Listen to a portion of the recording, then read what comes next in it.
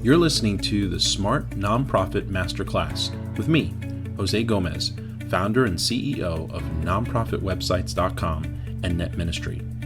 If you're a leader in a nonprofit organization who wants to reach more donors, volunteers, members, supporters, and the community that you're serving using the power of the internet, then I'm already waiting for you in today's episode. So let's get started.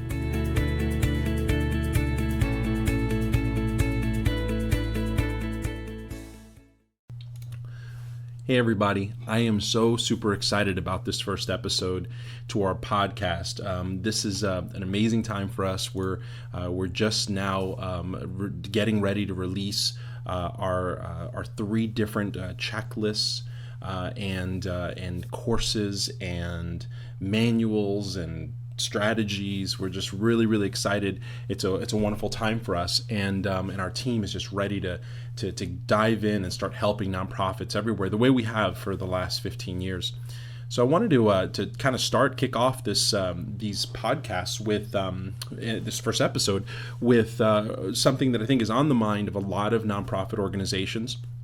And one of the things we're going to do with these podcasts is we're not going to spend a lot of time going around in circles and kind of baiting people to kind of wait for the real information to hit. I'm going to spend my time actually talking about the things that the podcasts are about. And today's episode is going to be about the 5 most important nonprofit website marketing tactics. These are the 5 top things that every nonprofit organization needs to be doing right now in order to maximize the internet, to get the message out and promote their organization. Those 5 things, I'll kind of name them for you real quick, and then we'll go over them in detail. The first one is search engine optimization. That's one of the channels that every nonprofit needs to be aware of. That is the optimization of your website so that it could be found under the correct terms in Google and in Bing and in Yahoo. The second, what I call a channel, is the pay-per-click advertising channel. The third is social media.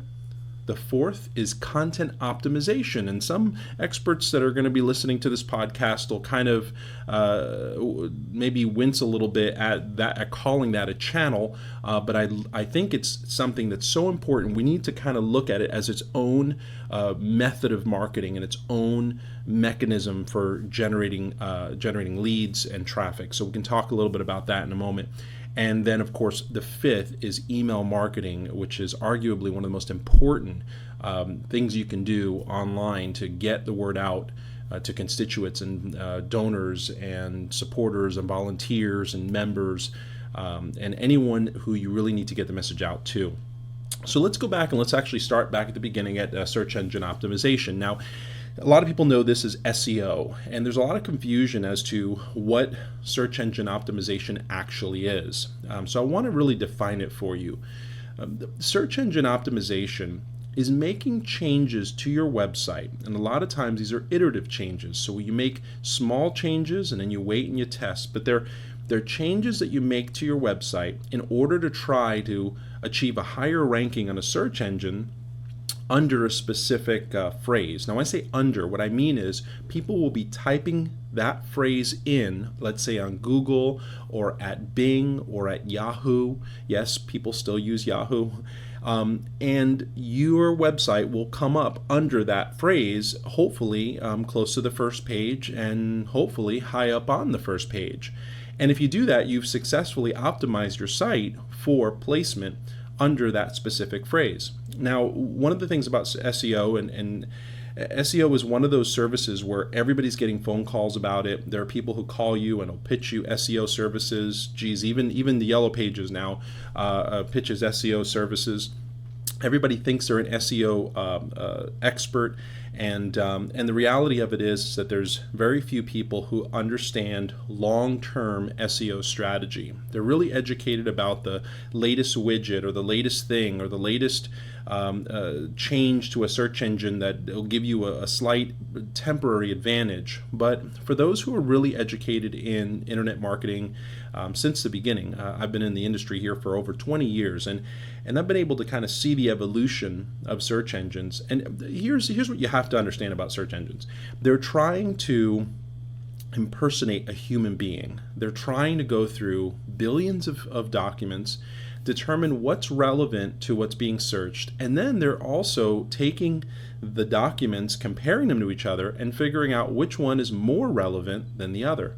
And that word that I'm using, relevant, is an important word. That is the new way, the way that the search engines have been trying to get to for years, that they rank websites by. So you're no longer looking at how many backlinks you have to your website. You're not looking at how many times you're using a certain word, or how big the words are. Those things are small factors in a larger equation called relevance. The bottom line is the search engines are trying to impersonate a human being going through these documents and reading them, looking at them, figuring out what they're about and what their related terms and primary search terms are for those specific documents, and then returning back a list that is somewhat accurate. And so the challenge of search engine optimization is about really making your pages more relevant. Now, the good news about it is that that's not very geeky. That's actually a very human thing to be able to do.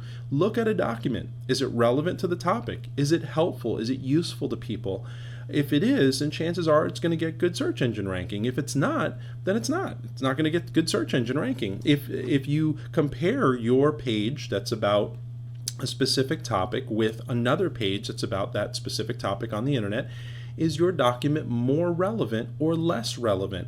And that's like I said, a very human thing that you can judge. Read it, look at it, take a look at the words that are being used. If you never use a certain term, you're not going to be ranked under it. So, for example, if you're, a pregnancy crisis center, and you never use the word pregnancy test, you're never going to rank under the phrase pregnancy test. If you're using test for pregnancy or pregnancy testing, and sure, the search engines do know how to make how to tell the difference and how to find variations of a word, but the reality is that you want to look at your document because it's being compared to all the other documents on the internet. You want to make your document as relevant to the term as humanly possible. So search engine optimization is really about that. Now, there are also some technical aspects of this. There's trimming down the source code behind the scenes. There is a such thing as keyword saturation, and trying to figure out what the right mix of using a word and a phrase is in relation to using related phrases, explanation, and words and phrases around the primary search phrase that we're targeting.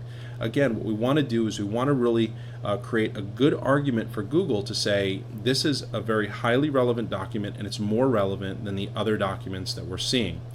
The second method here, or channel that we're talking about, is pay-per-click advertising. And pay-per-click advertising is essentially paying for placement on the search engine. So what you're doing is you're creating a campaign, and inside of that campaign you're putting some ads. Now I'm simplifying a little bit, but you're putting some ads on, let's say, Google or Bing or Facebook. They have Facebook has a very elaborate pay-per-click advertising program, and you're bidding for position. And that's based on, for the search engines, it's based on keywords and key phrases. For Facebook, it's based on audience. And so what's happening is when you beat other people out, that your ad shows up. And when it shows up, you get charged if a person clicks on it. Now, if they just see the ad and don't click on it, you don't get charged. But if they click on it and actually go to your page, then that's when the search engines or Facebook will charge you. This is an extremely important type of advertising, because unlike SEO that takes some time to kick in, pay-per-click advertising actually allows you to skip the line, if you will, and be in the paid section almost instantly. So you can write your ads, you can choose your key phrases, your search phrases and search terms that you want to use, and you can just hit go, put your payment information in, and your ads will start showing up almost immediately. It's just a wonderful program. It's a wonderful way to get very fast, very quick feedback and very quick traffic to your website without having to wait for search engine optimization to kick in. Now, it's important. It does cost you money. You do have to put in some sort of a budget. I always recommend for people to Really start with about a $250 budget as a minimum. With a $500 budget, you know more. With a $1,000 budget, you'll know more. And in the beginning of advertising, it's going to be some testing. So over the first few weeks, you'll be kind of watching what's going on, and you'll be kind of pruning and fine-tuning your advertising, fine-tuning your keywords, really starting to compile your negative keyword list so that the search engines know what not to show your ad under. But at any rate, you're going to be, really pruning and tweaking that campaign until you really start seeing the results you're looking for. Now, pay-per-click's one of those things that it can tend to be a slot machine if you don't know what you're doing. So you want to definitely get alongside someone who can help you to pull those things together. You can give us a call. We'd love to work with you and help you to manage your campaign. You can also, there's a number of resources out there, and both Bing and Google both have courses that you can take to help you to learn how to put together your pay-per-click campaigns and how to manage them properly. Now, for companies like ours and agencies like ours that do this for a living, we do this for across hundreds and some of us thousands of clients that we manage at the same time. There's a lot of tricks of the trade. There's a lot of techniques that go into pay-per-click management, just as there is for search engine optimization. So there is an advantage to using folks like us, but you can certainly learn it yourself. The third method or channel, as I like to call it, is social media. And social media has gotten a lot of publicity. It's gotten a lot of attention from a lot of online marketers. It seems to be the drug of choice for organizations that want to put together a marketing budget. And one of the things to understand about social media is that its function is very different than search engines. When someone's looking on a search engine, they're searching for something very specific. If someone's looking for a program to be involved in locally, or they're looking for a church, or maybe they're looking for an agency that can help them with their specific need, they're going to a search engine, typing that in. With social media, people are doing something a bit unrelated. They're not going to Facebook to look for a specific resource. They're not going to Facebook or Twitter to look for something to buy. They're going to the search engines to do that. On social media, they're usually interacting, and they're there for the purpose of, they're there to check their statuses and see what their friends and families are doing, and post what they're going to be doing next. And maybe they're going to look at that event that they're going to, see if they can find the directions for an event. A lot of us, how frustrating it is to go through Facebook and find that the people who scheduled the event didn't put the address on there. But social media allows you to do those types of things, and in the middle of that, ads appear, and those are known as sponsored posts, or you can be in the ad section, which is probably kind of the area that isn't as effective as the sponsored posts. But you're able to interrupt that process, and it's important to understand that as a marketing method, because you're implementing a different strategy. You're not trying to meet a need at that moment. You're interrupting behavior that didn't expect you there, and you're trying to get their attention. And so the things that work on social media tend to be things that disrupt you, that amaze you, that shock you, that seem a little bit too good to be true. So you got to kind of click on it and see what else there is to it. Those are the things that do well. Now, remember too that you're catching people in sometimes a very compromising situation. You're catching them as they're in their bathroom using Facebook on their phone, or you're catching them at a stoplight, unfortunately, or maybe you're catching them at work in between things, and they're going just to check their status or post something really quickly, and they see your ad. If they don't do something right away, they usually can't get to your ad again. So again, the dynamics are very different. It's important to understand social media and understand that the main role of social media, of Facebook pages, of Twitter accounts, of Instagram feeds, is to create awareness, to really build a brand around your organization. It's to help to establish credibility and presence. Sometimes it's also to establish culture and to really tell your story. And that has some value, but it's very intangible. It's not like search engines where you can say, well, I had this many searches, they searched under this term, and that's how they found me. With social media, there's this very intangible effect, but it's very real. Is social media important? Absolutely, it's important for every organization to do. Every nonprofit should have a Facebook page and should be sharing something about what they're doing and something that's of value to their audience. That is definitely something you want to keep in mind. With social media, you don't always want to make it about you. You want to talk about things that people who are within your audience of supporters or members or prospective visitors or volunteers and donors really want to know about. So if you're, again, an organization that feeds the homeless, you'll want to post things that address that speak to the heart of the people who are supporting you, because they're interested in the topic of homelessness and the things that they can do about that specific issue. The fourth method or channel is called, I call it content or conversion optimization. Now, I said a little bit earlier in the episode that some experts may challenge me on calling that a channel of its own, but the reason that I do is because it does have its own effort, its own kind of vein of thought, and its own, for me, a channel of tasks and deliverables. What conversion or content optimization is it's the process of taking a look at your content and now having traffic being produced to your site, optimizing it so that people do the things that you want them to do. So search engine optimization is about optimizing your site so that the search engines find you. With content optimization, it's optimizing your site so that when people find you, they respond and they react and they do the things that you want them to do, like fill out a form or sign up for a newsletter or donate some money or become a volunteer or maybe even register for an event. What you'll want to do is analyze the patterns that the people are following, the routes that people are going through your website, the pages that they're visiting, and trying to figure out, are they just leaving? Are they just bouncing? That's what a bounce rate is, or is related to. You want to figure out what is causing the user to just go away without performing an action, so that you can make changes to your pages to help them to do so. And one of the best things that you can do with conversion optimization is to always analyze your pages against what I call the AIDA formula. It's an old formula and it's an old advertising formula that works no matter what. AIDA stands for AIDA. A is for attention, I is for interest, D is for desire, and A is for action. So you want to look at your pages and say, am I provoking, am I demanding attention?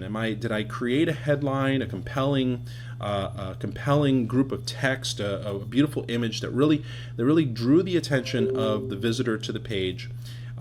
Did I engage them? Did I create any points of interest that this visitor would really be drawn into? The next part is, am I creating desire? Am I actually giving them something of value or promising them something of value in exchange for an action? And then finally, am I asking for that action?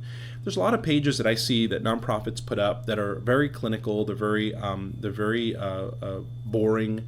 They're very stoic descriptions of what they do, of who they are, and there's really no resolution. You read the page and you don't really know where to go. You either just kind of leave or you click on something else on the menu. Every page of your site should have a route to something else or to do something.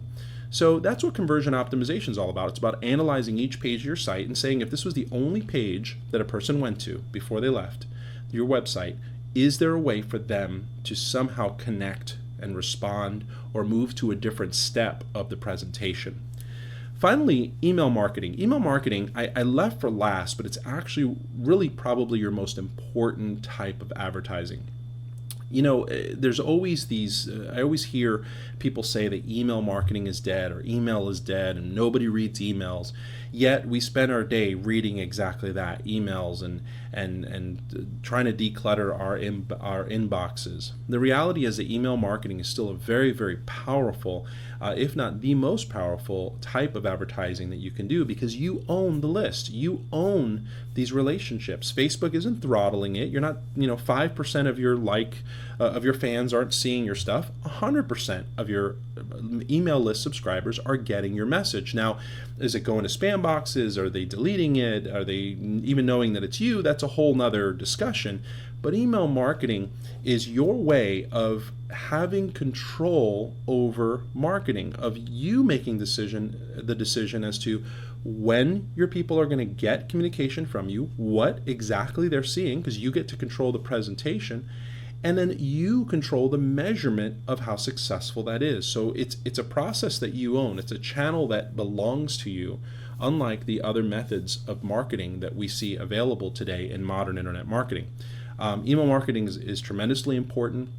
Segmenting your list is really the secret to it. If you have a big old list, not sending something to everybody on that list that's exactly the same, but pulling the different types of people out from that list and sending those people the things that are most relevant to them. So volunteers should get volunteer correspondence. Your donors shouldn't get that. Your volunteers should get that.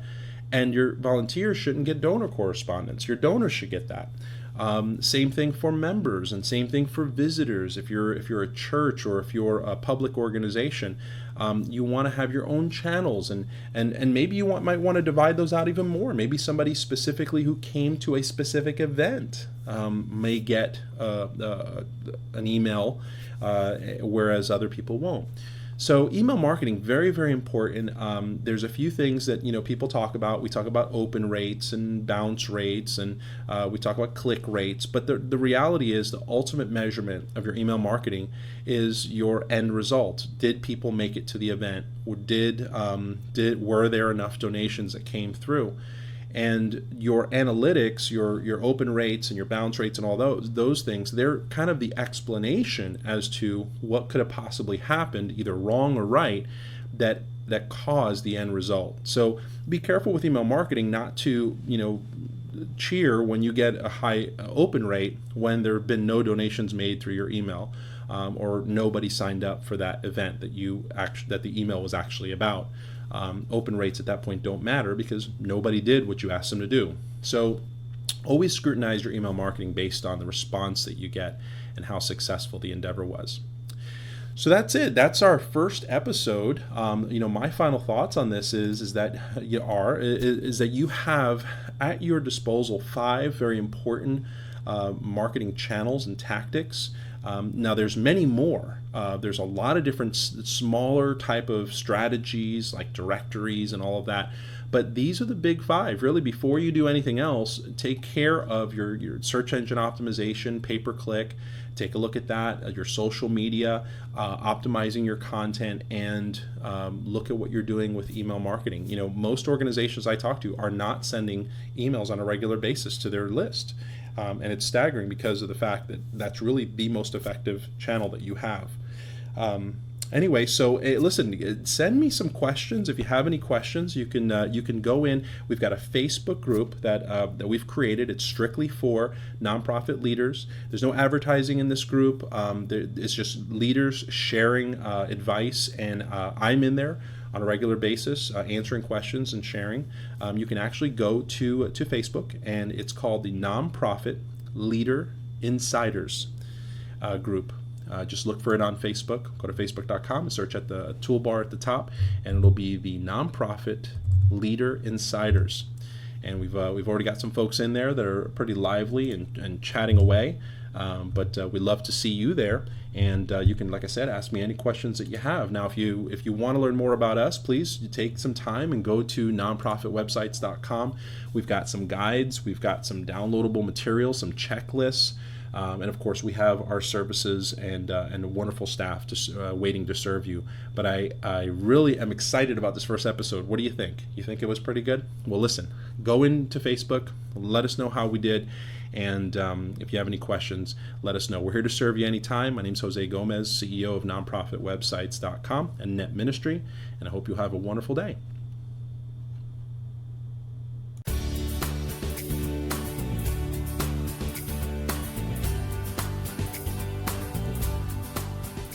Hey, thanks for tuning into today's episode of the Smart Nonprofit Masterclass.